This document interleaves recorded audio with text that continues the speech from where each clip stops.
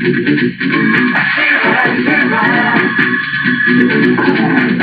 am Adora, He-Man's twin sister. Well met, Lord Adam. Well met, King Crystal. Thank you for joining me in audience, though I see you're not alone. To whom do we share the pleasure? Yes. Perhaps you've heard of the great prophet of the sun? Of the sun?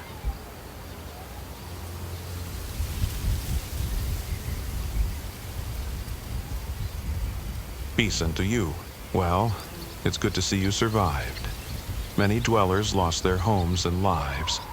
To prevail, the vines of the forest swelled, consuming everything in its path, the fire, the people.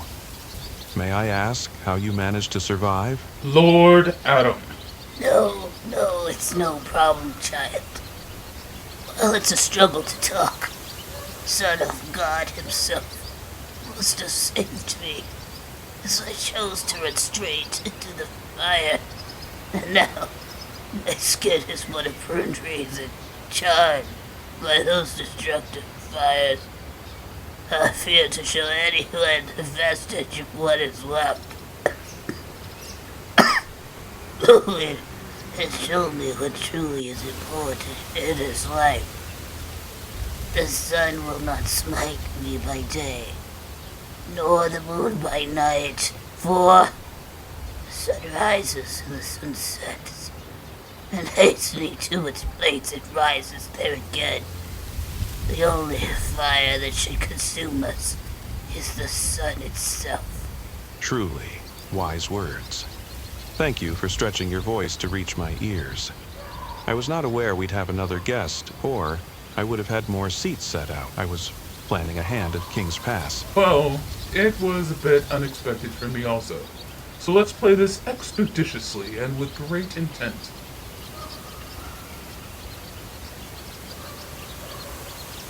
Please, do not be vexed. But it came to my dear sister Princess Adora's ears that you might be more interested in her hand because you think she is potentially Shera. However, as protective as we are of her since the incident when she was young, she rarely is given the opportunity to leave the castle. Also, she would not want you to be disappointed, as she could never compete with Shera's prowess, but only carries forth political power. That and a whisper rushes over the land, that there was some delay in you rescuing Shera. These things have caused us a great deal of curiosity. News of all sorts travels over the land faster than the Great Fire itself. Hopefully its conflagration has not destruction in its wake. In the same way, word came to me that Shera was battling a large sum of Hordak's men west of the mountains, but not afar off from the caves themselves. Before I could even settle on whether Shera would accept my assistance, another word came to me that Shera was Princess Adora. I must save my betrothed. However, I needed men, as I was told it was no small army.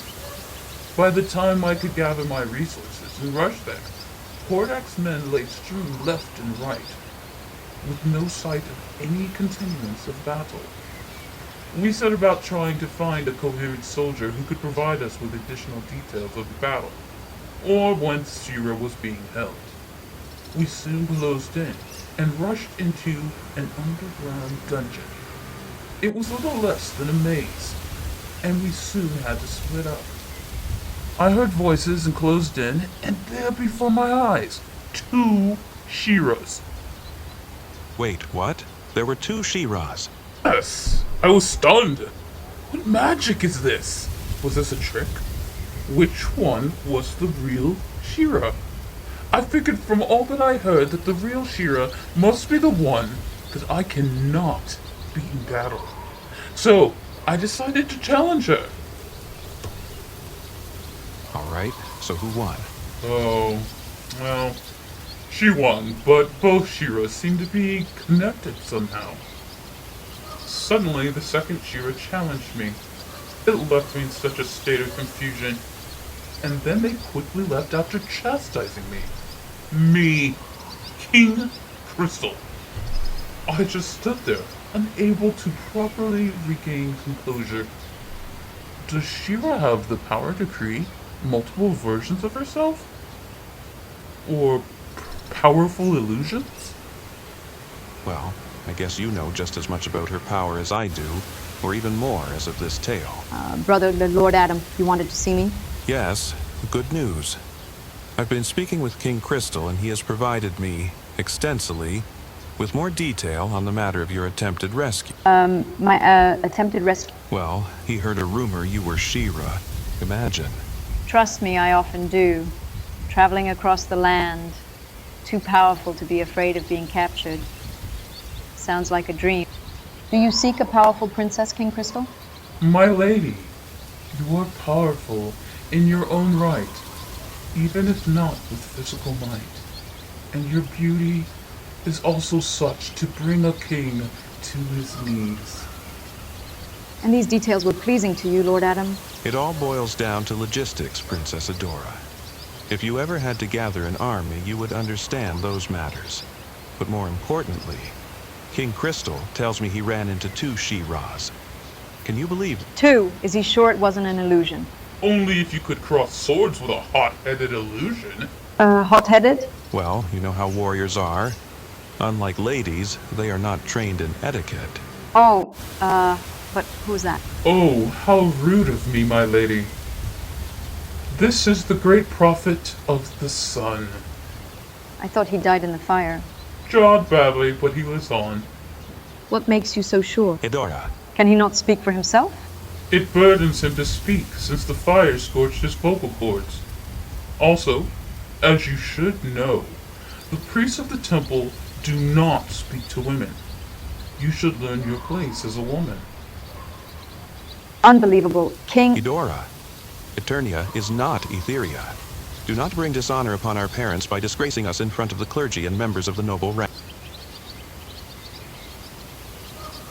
This kingdom is quite different. Will you continue to put up with it? My parents lost a lot of time from me when I was captured. Their eyes light up upon seeing me. Mother has said that if I am against the marriage, she would be happy if I stayed at her side for... And your feelings on King Crystal? He's an anomaly. Why would he be interested in a woman who can fight while simultaneously saying I should know my place? Perhaps your place as a woman in regard to respect of the priesthood, or your place as a woman in regards to being a royal, or something else? It's possible. Since meeting him, we are constantly engaged in confusion. So what was the confusion at the dungeon? Logistics. What? I need to speak to my brother further to get more clarity, but I'm sure he's upset. What should we do now? Let's travel back to Etheria where I know my place. Eternia is not Etheria. What does this mean? I humbly apologize, great prophet. She is from the dimension of Etheria. Things are different there. Is not the god of the sun the same everywhere? Yes, but prophets are treated differently, and there is no temple. Then, should she not be forgiven? Or if you forgive others their trespasses, the sun will also forgive you. Good. We should go, make amends, and apologize to Eudora. Look, there goes Sheila. Is there something in your eye, Your Majesty? Yes. Can you blow it out?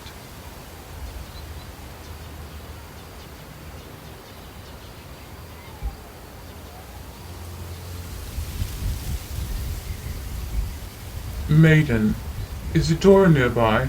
I'll go get her for you. Is the strange man really the great prophet? Will Eudora accept their apology? Will King Crystal and Eudora ever understand each other? Was there really something in Lord Adam's eye? All this and more next time!